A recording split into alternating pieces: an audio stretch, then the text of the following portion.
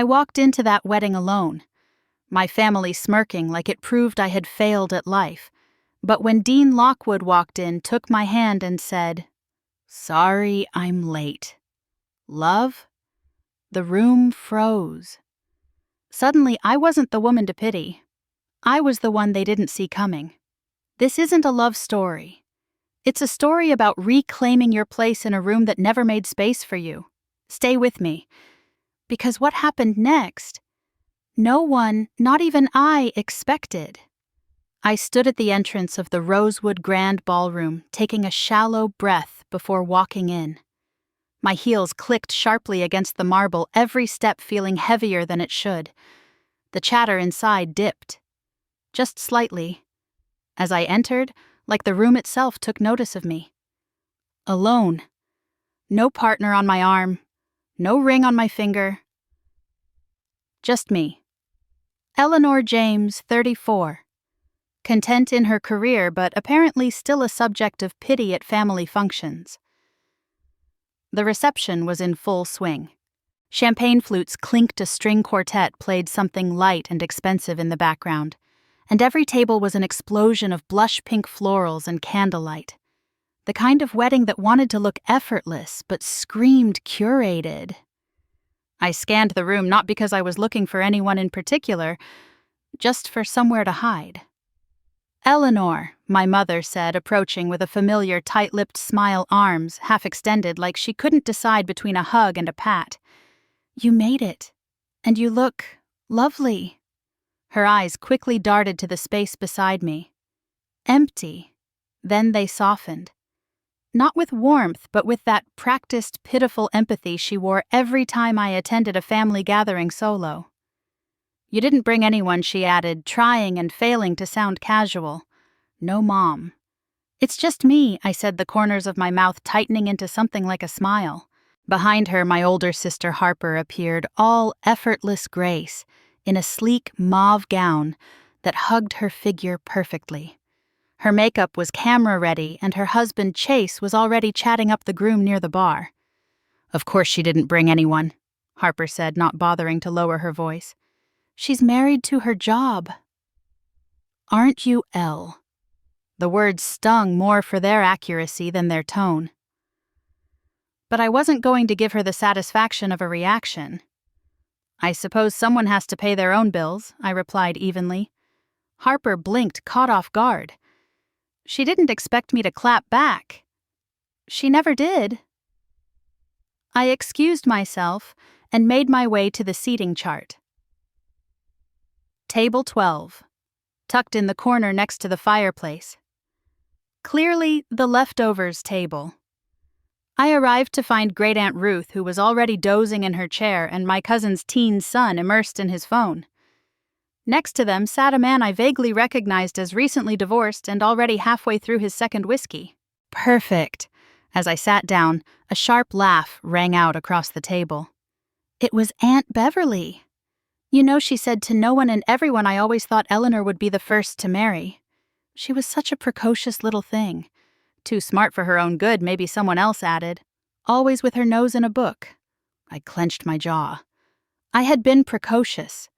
I had also graduated top of my class, earned a full scholarship, and now led the content strategy team at a top-tier creative agency in Brooklyn. But in this room, none of that mattered. Here I was just the single one. Their words weren't cruel exactly, not intentionally. That was the worst part. They thought they were being funny or affectionate or helpful. But their observations always cut deeper than they realized. Or maybe they did realize. Maybe that was the point. I reached for a glass of water to busy my hands and not my mouth. So, looking around the room, I spotted my cousin Ava, the bride, glowing and floating from table to table. She looked so happy, so sure of everything. I was happy for her. Really, I was. But I couldn't help but wonder how different my life would look to my family if I had shown up with someone on my arm. Would they be more impressed with a man than they ever were with my promotions, my apartment, my book of published essays? Probably. The last time I brought someone home was 4 years ago. Daniel, a software architect I had met through work. For a while I thought he might be it. But then came the late nights he couldn't explain the missed birthdays, the woman he swore was just a friend who turned out to be more. When I confronted him, he didn't apologize.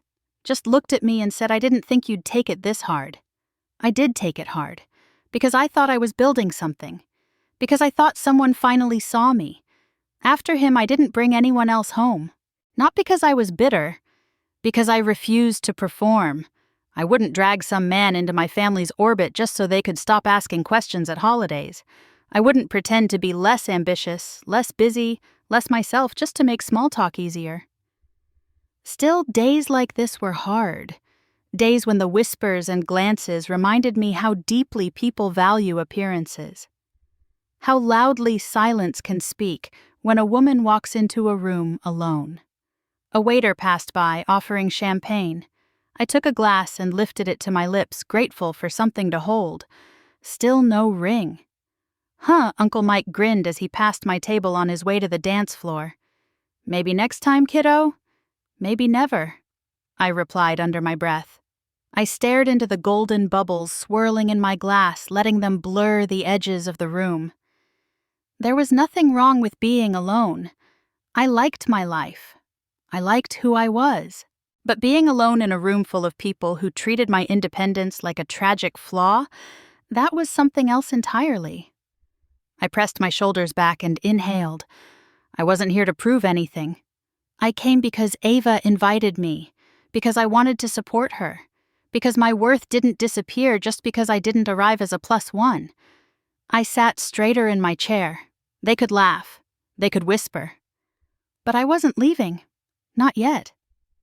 Growing up, Harper and I were close in age, but worlds apart in everything that mattered.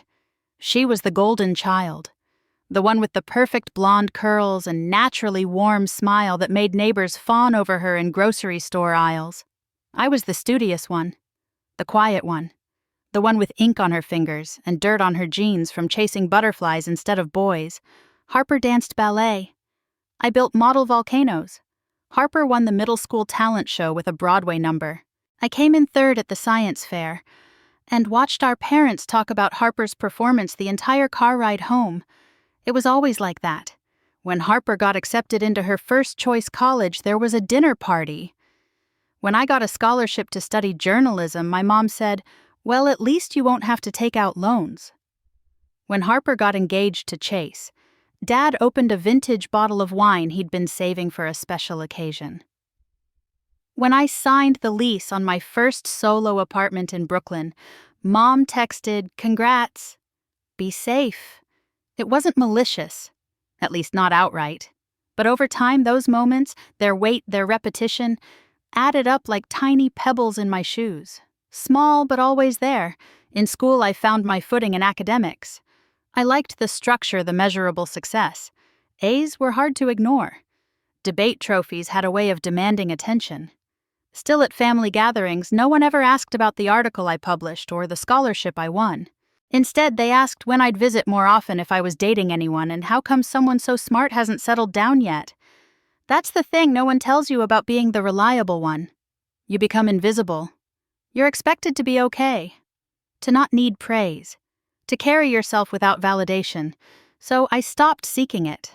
I worked hard, moved out at 22, took night jobs while freelancing until I landed a spot at a digital content agency that saw my potential. I didn't ask my parents to co-sign a lease or spot me for rent. I figured it out. Alone. That used to feel like a badge of honor.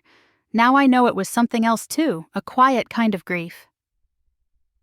Still, there were moments when I tried to bring someone into that world, into the space I'd carved out so painstakingly. Daniel was one of them. We met at a creative networking mixer, and he had this laugh that made people lean in.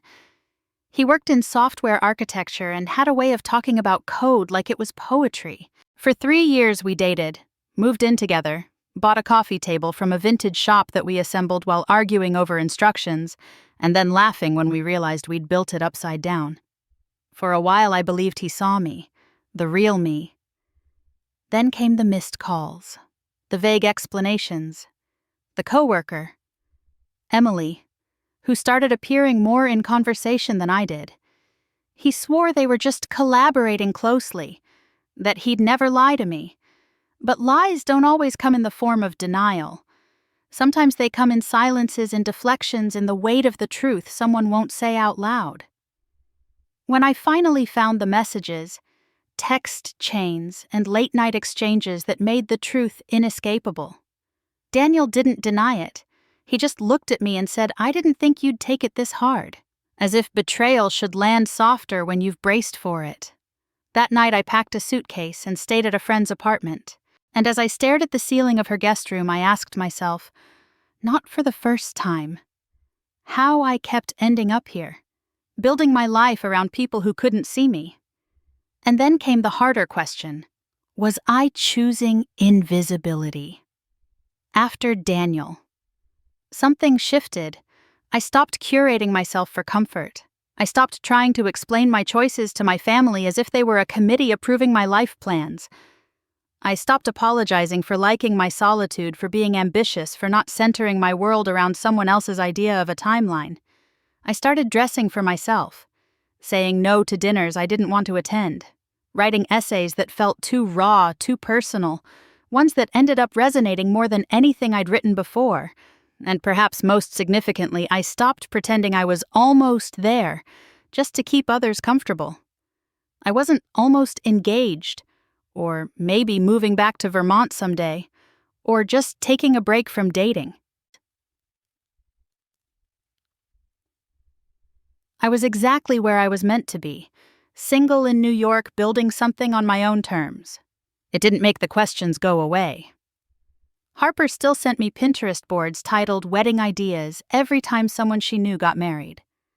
My mom still sighed when I mentioned I'd turned down a date to work on a writing deadline. And at family dinners, someone inevitably said, "You'll understand when you have kids." But I no longer flinched. I no longer rearranged myself in their image. That's the quiet rebellion no one applauds. The kind where you decide you're enough even if no one claps for you. So yes, I walked into Ava's wedding alone. Not because I couldn't find someone, but because I no longer needed someone to validate my place at the table. I didn't come here for pity, and I certainly didn't come here to shrink. "All right, ladies," the DJ boomed through the speakers just as I reached for another glass of champagne. "It's time for the bouquet toss."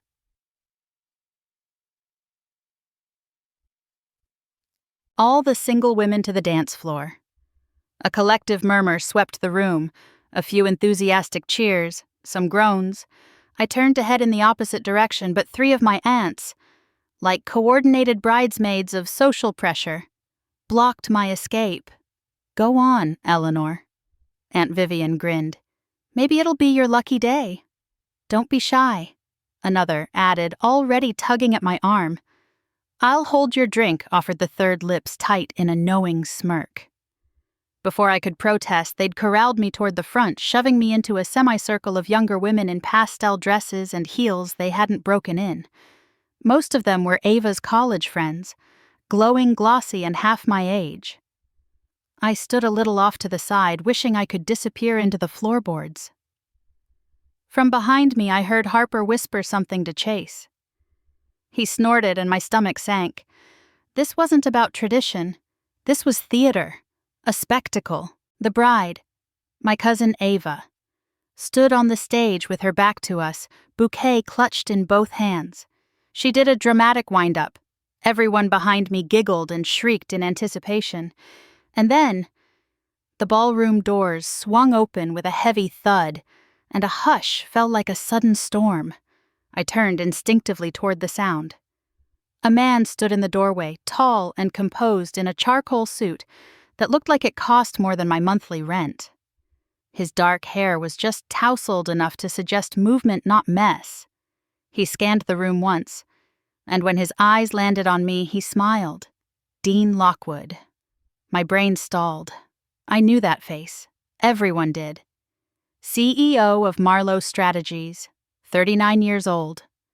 On the Forbes Leaders Under 40 list. Guest lecturer at Wharton. Subject of a viral TED Talk titled Leading Without Losing Your Humanity, and for some inexplicable reason he was walking toward me, with purpose. I didn't blink. I didn't breathe. He reached me in what felt like 10 slow-motion steps. Then, in one impossibly smooth gesture, he slipped his arm around my waist and kissed my cheek gently. "Sorry I'm late," he murmured, just loud enough for everyone around us to hear. The board call ran over. Every part of my body froze. My champagne nearly slipped from my hand. He turned toward the stunned crowd and added with a smile, "Hope I didn't miss anything important." I caught Harper's expression over his shoulder, eyes wide, mouth slightly parted. Mom's hand flew to her chest in surprise. Dad nearly spilled his wine. Dean's presence hit the room like a dropped chandelier. A collective recalibration happened before my eyes. People straightened. Whispers fluttered. Suddenly, the same faces that had looked past me were doing double takes. I thought you couldn't make it," I said, voice steady, despite my rising pulse. He leaned closer. "Play along. You looked like you needed a lifeline." His words weren't flirtatious. They were an offering. I nodded, barely perceptible. Dean pulled me gently toward a table near the front. The DJ, flustered, called off the bouquet toss with a stammered joke. Ava, ever the graceful bride, stepped down from the stage to greet Dean, her eyes bouncing between the two of us with barely disguised curiosity. Natalie didn't mention she was bringing a +1, Ava said, her tone teasing. "Probably because I wasn't sure I could make it," Dean replied smoothly, shaking her hand. "Cross-country board meetings have a way of misbehaving." He turned to me with a conspiratorial glint. "She always undersells things. Keeps me on my toes." Ava laughed, visibly charmed. "Well, we're glad you're here." Within minutes, a wedding planner appeared and discreetly moved me from table 12 to the head table beside the bridal party. My old seat. Next to sleepy Aunt Ruth and whiskey-soaked Travis. Vanished like it had never existed. I followed Dean, still half in shock, still unsure what the hell was happening. When we sat, his hand remained at the small of my back. Not possessive, reassuring. I turned to him. "Why did you—" "I was meeting a client at the hotel. I walked past the ballroom on the way out," he said softly. "Heard someone make a comment about you being still alone. It didn't sit right." I blinked. "So you just stepped in?" He shrugged, but his expression was warm. "Impulse. Also, I recognized you." I frowned. "Recognized me." "You spoke at the Tech Forward conference last October. Gave a talk on narrative strategy and digital media." I stared. "You were at Tech Forward." He smiled. "I was the keynote after you. You had a green dress, sharp analysis, and a voice that didn't waver once. Even when that guy from Apex tried to challenge your data." The memory hit me like a flashbulb. "You were the guy who quoted Maya Angelou in his opening line. 'Guilty,' he said." I felt the heat rise in my cheeks. "So this wasn't random?" "No," he said gently. "It wasn't random." As dinner began, our table buzzed with questions. Who was Dean? How did we meet? How long had we been dating? He answered smoothly, effortlessly. We'd met at a conference, had been seeing each other for a few months, kept things quiet because of our demanding careers. I matched his energy, replied with practiced ease, added details when needed. Was it a lie? Technically, but it didn't feel like deception. It felt like armor. I wasn't pretending to be someone else. I was refusing to be reduced to nothing. This wasn't about Dean saving me. It was about me choosing not to shrink in front of people who'd spent a lifetime minimizing me. As the night wore on, the whispers faded into awe. The pity turned to curiosity. The same relatives who'd ignored my presence hours earlier now asked about my career, my apartment, my partner. And though part of me knew the attention came with conditions, I let myself enjoy the moment. Just this once. I hadn't lied to hurt anyone. I'd just given them a new lens. And maybe for once I deserved that shift. The music softened inside the ballroom, shifting from top 40 hits to a jazz standard that reminded me of Dad's record player. But I could hardly hear it. My ears were still ringing, not from sound, but from the rush of adrenaline, from the echo of my name being said differently. Not like a question, not like a warning, but like a fact someone was certain of. "Want to get some air?" Dean asked beside me. I nodded, grateful. The crowd had begun to close in again, curious eyes and passive-aggressive smiles pressing in from all directions. He guided me through a side hallway that led to the balcony overlooking the garden. The night was clear cool for late spring, the scent of lilac floating up from below.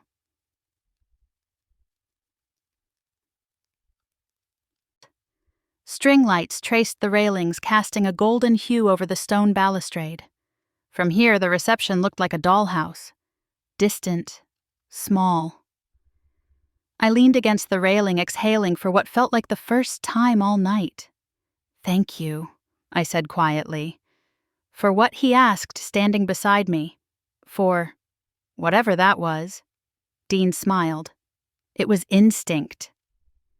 I glanced sideways at him. "You said you recognized me." "From Tech Forward." He nodded, folding his hands in front of him. "October. You gave a talk on emotional strategy in AI-driven content. Most people in that room were half checking their email." "You weren't." I turned fully to face him. "You remembered that." "After all this time," he shrugged, almost sheepish. "You wore a dark green blouse that matched your eyes. You handled a hostile question from the Microsoft guy without flinching." I remember thinking, here's someone who doesn't just know her material but owns it. The warmth that bloomed in my chest startled me. It had been months since anyone made me feel seen. "I thought about introducing myself afterward," he continued, "but you were swarmed. Then my flight got moved up." I figured the moment had passed. "And now," he looked out toward the garden. "Then I saw you tonight standing there with your arms crossed like a fortress. And I heard someone make a cruel comment. I thought maybe the moment hadn't passed after all." I stared at him, unsure what to say. "I know what it's like," he added after a beat. "What to be surrounded by people and still feel completely alone." There was no performance in his voice, no pity, just quiet knowing. We stood there for a while in companionable silence, the city sounds drifting faintly from beyond the hedges. The hum of traffic, a distant siren, the laughter of people who didn't need armor tonight.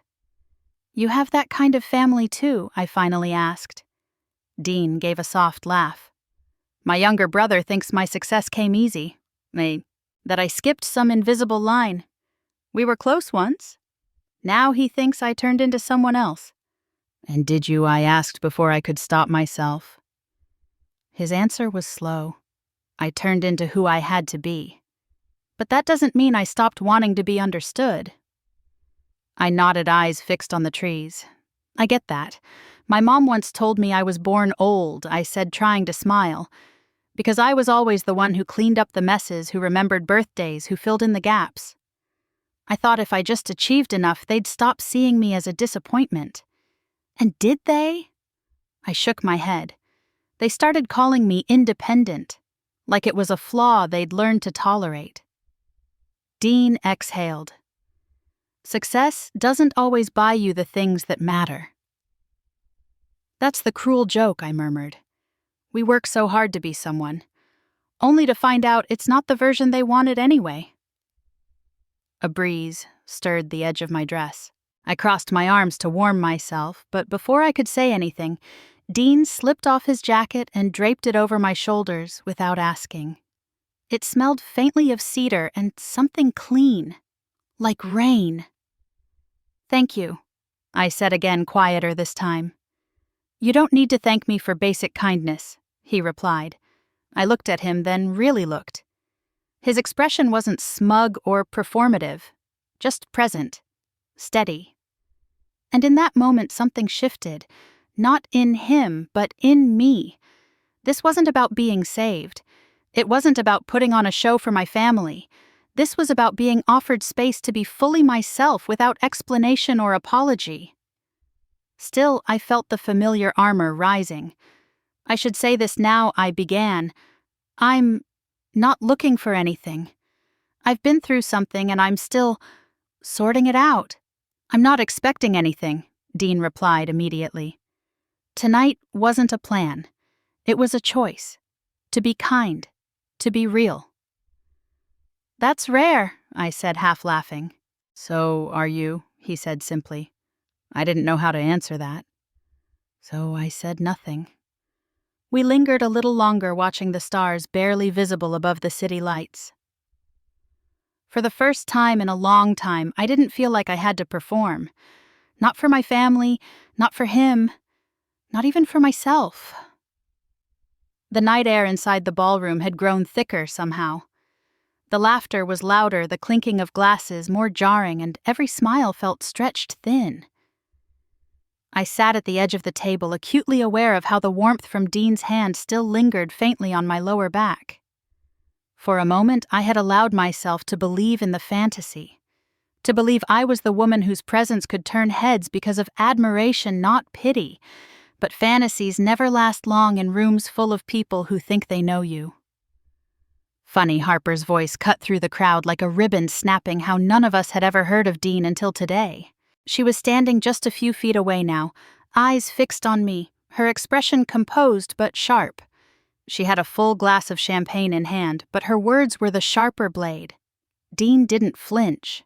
Some people value privacy, he said coolly. But it was too late. My mother glanced between us, brow furrowed. My aunt was already whispering to someone. And I knew. If I didn't speak now, this would spiral into something worse than a lie. It would become a narrative I had no control over. I stood slowly. It's true, I said, voice carrying more than I expected. Dean and I didn't come here as a couple. We met tonight. A collective hush fell across our corner of the room. A pause, then murmurs. Harper's eyebrows lifted victorious. So it was a performance. Dean stepped beside me, hand lightly brushing mine. I stepped in because I heard someone. He looked directly at Harper, making a comment that didn't sit right. I improvised. I take full responsibility. It's not about blame, I said quickly, cutting him off. No one made me go along with it. That was my choice. My mother looked embarrassed. My father was unreadable. Jessica looked hurt, confused. It was hard to tell. I just wanted the night to pass without being looked at like I was broken. I added, but pretending isn't the answer. And I'm done doing that. For anyone.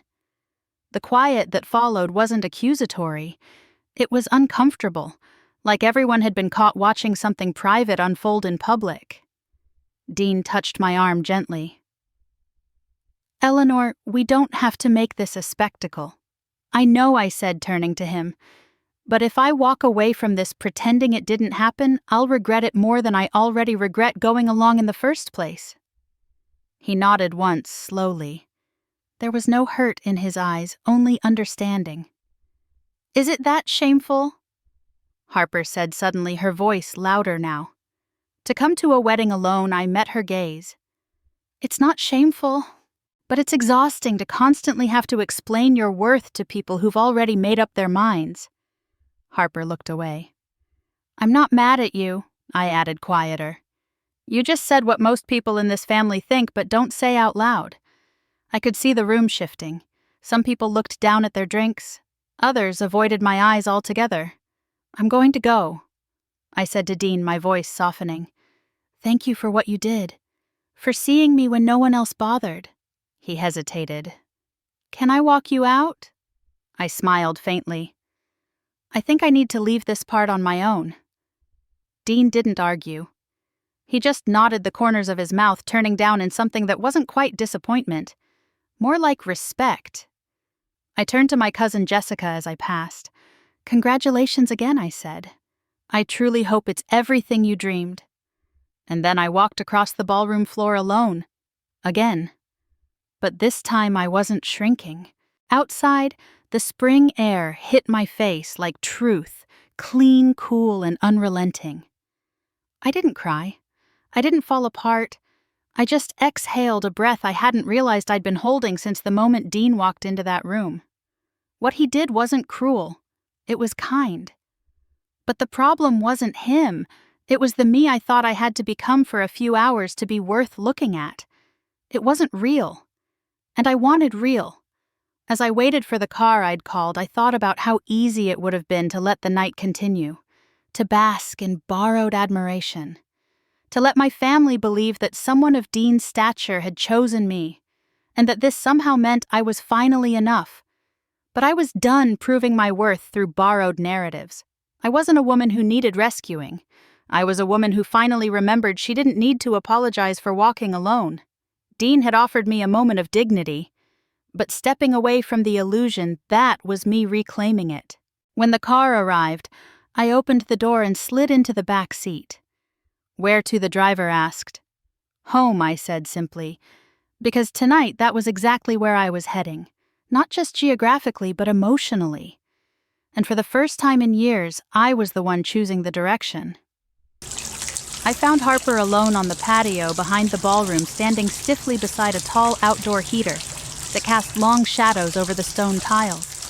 She wasn't on her phone. She wasn't sipping champagne.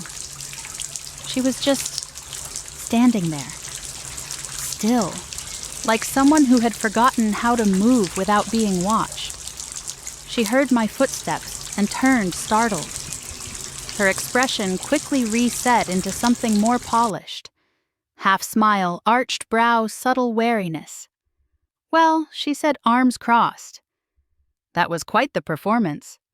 I stopped a few feet away, choosing not to flinch. Not everything tonight was for show.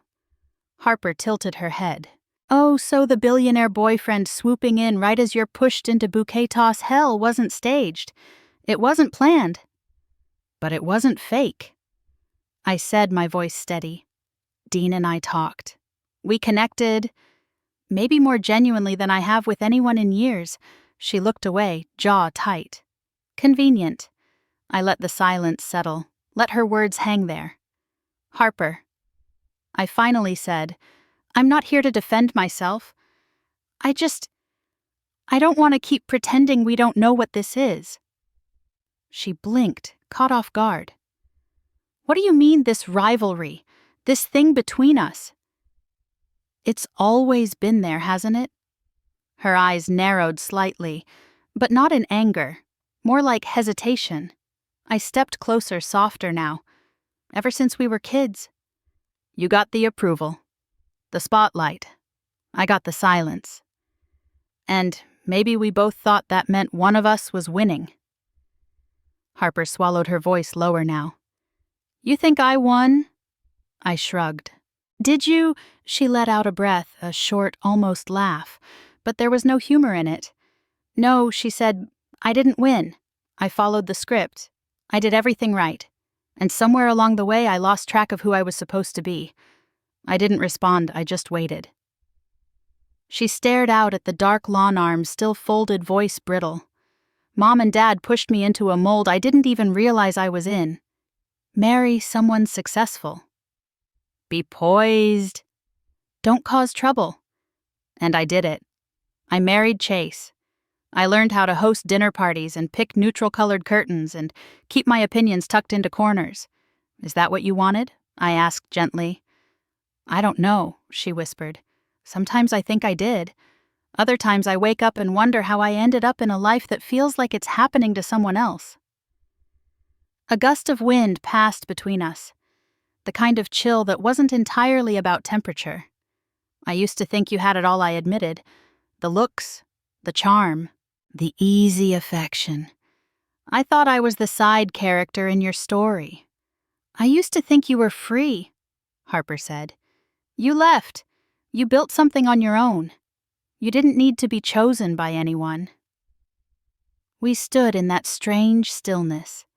Two sisters who'd spent years orbiting each other, mistaking envy for resentment, distance for peace. I was angry, I said. Every time Mom praised your dress or Dad bragged about Chase's new promotion, I felt like I was disappearing. I was afraid, she replied. Every time you published something or got promoted or posted pictures of your travels, I felt like I'd missed something vital, like I'd traded authenticity for approval. I blinked. My throat felt tight. I didn't know you felt that way, I said. I didn't know how to say it, Harper replied, her voice raw. You were always so sure, so composed. I thought if I cracked even a little, everything would fall apart. You don't have to keep it all together for them, I said softly. They. I know, she murmured. I just don't know how to stop. Neither of us moved for a long moment. Then she turned to face me, fully eyes shining in the dim light. I'm sorry I doubted you tonight. About Dean. About everything. It was easier to assume you were pretending than to admit you might have found something real. I don't even know what it is yet, I said honestly. But I know how he made me feel. Like I wasn't invisible. Harper nodded. That matters. She hesitated, then reached into her clutch and pulled out her phone. For a second I thought she was going to text someone or check Instagram, but instead, she handed it to me. A picture was open on the screen. It was her and Chase, smiling at some gala all glitter and tuxedo sheen. But there was something off in her eyes, a tiredness, a vacancy I'd missed before. We're separating, she said. No one knows yet, not even Mom. I can't do it anymore. I handed the phone back carefully. I'm sorry, I said. She gave a half smile. I think I'm not. We both laughed. Quiet, shaky, real. You know, I said for two people raised in the same house, we sure didn't speak the same emotional language. Maybe we're just learning it now, Harper said. A long silence followed, but it wasn't uncomfortable. For the first time in years, we weren't performing. We were just two women, two sisters, trying. I'd like to keep trying, I said softly. Me too, she replied. And in that moment, it felt like something fractured between us was finally, if not fixed, at least acknowledged, named, maybe even seen, just like I finally was. It had been years since I'd stood on the front steps of my parents' home and felt anything close to peace. The white shutters, the neatly trimmed hedges, the flag still waving out front. It was all too familiar, yet strangely foreign, like stepping onto a set from a show I no longer watched. I'd called earlier that morning and asked if they could make time to talk. My mother had hesitated for a moment, then said, Of course, sweetheart. We'll put on some coffee. Now I stood outside their door, hands clenched inside my coat pockets, heart tapping steadily beneath my ribs. This wasn't about a fight. This wasn't about blame. But it was about truth. My truth.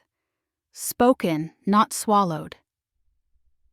The door opened and my father greeted me with a surprised smile that faltered slightly when he saw I was alone. No Dean. Not today, I said, stepping inside. My mother emerged from the kitchen, her apron dusted with flour. We thought you might stay for dinner. I made that apple tart you like. I managed a small smile. Thanks, but I can't stay long. She nodded, eyes scanning my face, trying to read me like she always did. Like a mother trained to detect trouble, but not always the kind that mattered. We settled in the living room, the coffee table between us like neutral ground. I wrapped my hands around a mug, let the silence sit long enough to be felt. I wanted to talk. I began, my voice calm but clear. About the wedding. About a lot of things, actually. My father's brow lifted. My mother stiffened, just slightly. I'm not angry, I added quickly. But I need to say this. I need you to hear it. They nodded, more from habit than understanding. For most of my life, I said I've felt like the background character in this family, the dependable one, the one who didn't make waves, the one who got polite praise instead of genuine pride. My mother's lips parted. Eleanor, that's not... Please, I said softly, just let me finish. She closed her mouth, folded her hands in her lap. I watched you celebrate Harper's milestones like holidays, prom queen engagement housewarming parties. But when I graduated top of my class, when I got promoted, when I moved to the city alone, you barely blinked. We were proud, my father said.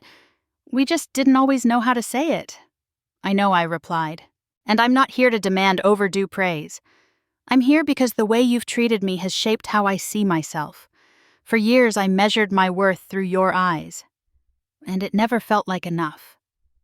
They were quiet. My mother stared down at her mug as if something might surface if she stared long enough. At Jessica's wedding, I continued. I was mocked, belittled, not just by cousins or aunts, but by Harper, by you, Mom.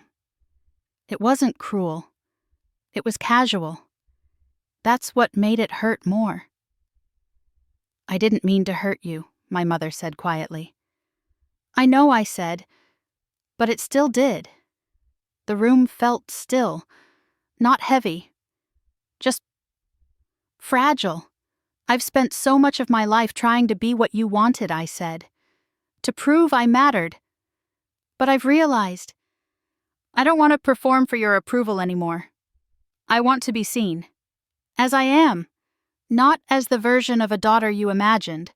My father cleared his throat, eyes moist, though he blinked quickly.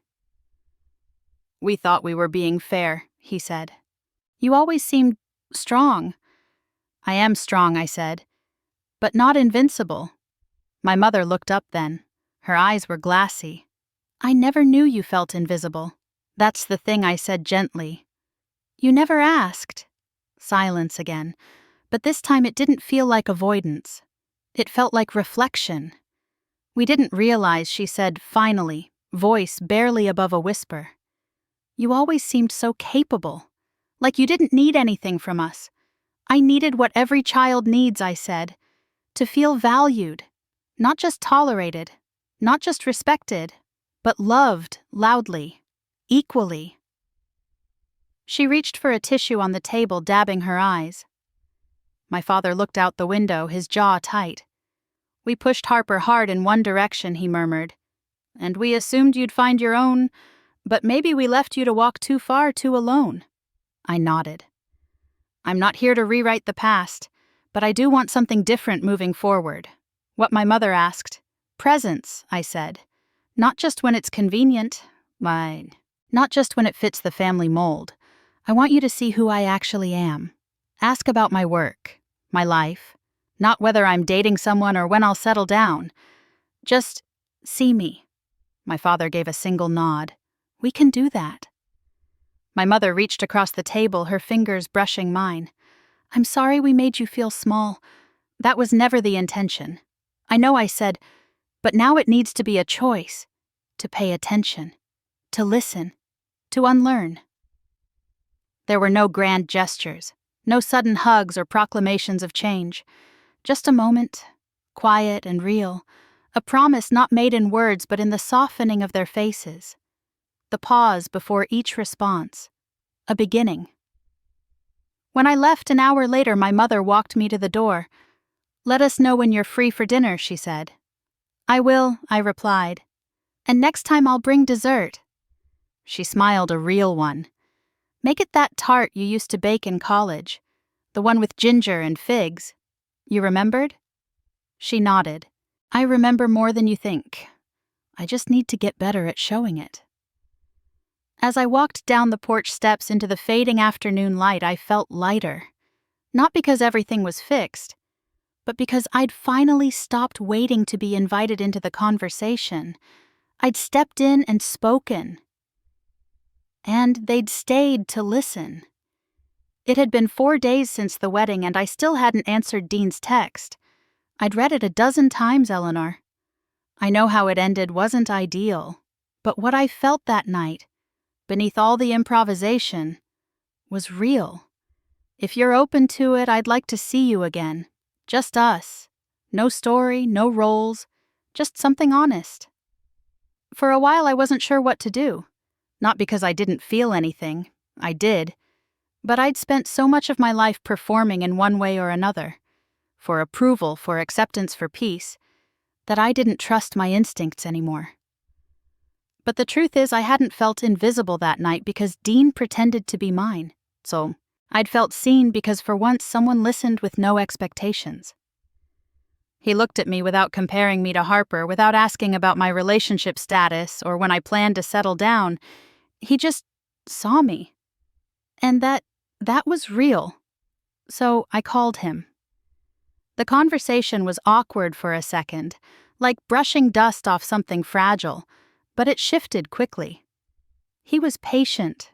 I was honest. And when he asked if I'd like to have dinner, not as a boyfriend or a shield, but just as Dean, I said yes. Not because I needed to be rescued, but because I wanted to choose someone on my own terms. 6 months later, I found myself walking up the porch steps of my parents' home with Dean by my side. It was Thanksgiving, and the same crisp autumn air swept over the neighborhood as always, but this year everything felt lighter. Dean carried a pie we'd made together. Pecan with a hint of orange zest, and I carried a bottle of wine and a sense of calm I hadn't known I could bring into that house. Inside, the mood was warmer than it used to be. My mom greeted us with an apron still dusted in flour and a real, unfiltered smile. My dad called Dean by name, offered to show him the latest updates to the backyard he'd been landscaping himself. But the biggest shift was Harper. She arrived late wearing jeans and a soft cashmere sweater. Casual in a way I'd never seen her. Her hair was pulled into a messy bun, and for once she wasn't flanked by her husband. Bradley had moved out a month earlier. They'd ended things quietly with counseling honesty and a lot of reflection. She was now enrolled in a part-time interior design course at the community college and had started volunteering at a local nonprofit. When I asked her why, she said, "Because it makes me feel like I'm more than someone's wife." And the truth was, we weren't best friends. Not yet. Maybe never in that way. But we were honest. And when Harper sat down next to me during dessert and passed the whipped cream without sarcasm, it felt like a small miracle. After dinner, while everyone was sinking into food comas or arguing over the best Thanksgiving movie, I stepped outside for a moment of quiet. Dean joined me, 2 mugs of hot cider in hand. "It's different in there," he said, handing me one. "It is," I nodded. "Not perfect, but different. Better." He looked at me, his eyes soft beneath the porch light. "You know what I admire about you, Eleanor?" I raised a brow. "That I didn't burn the sweet potatoes this time." He laughed. "That too. But mostly that you didn't wait for someone to fix things for you. Not with your family. Not with me. I spent a long time believing I had to earn space in my own life," I admitted. "And I'm finally learning that I don't." Dean reached for my free hand. "I'm glad you let me be part of that." I looked down at our fingers intertwined. Not staged, not for show, but simple and real. So am I. And that was enough.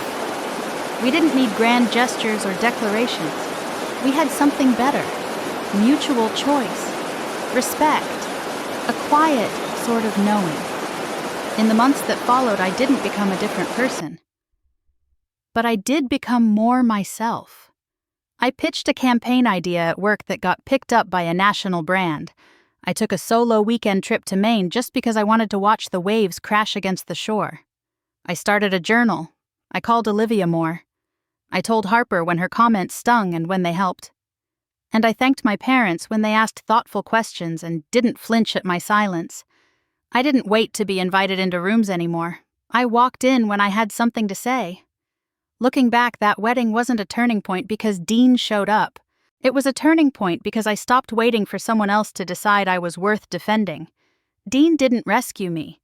He just reminded me of what I'd forgotten. What the years of small humiliations and unspoken comparisons had buried, that I was allowed to stand tall, even if I was standing alone.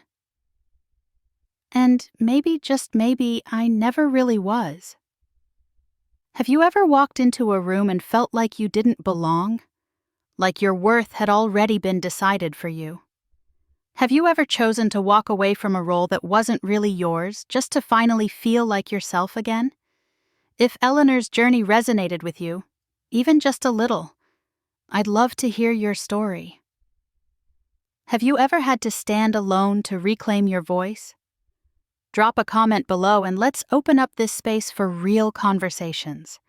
If you felt seen through this story, please consider giving this video a thumbs up, subscribing to the channel, and turning on the notification bell so you don't miss the next chapter.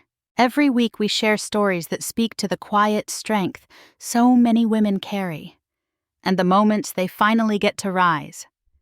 Because sometimes just knowing someone else understands makes all the difference.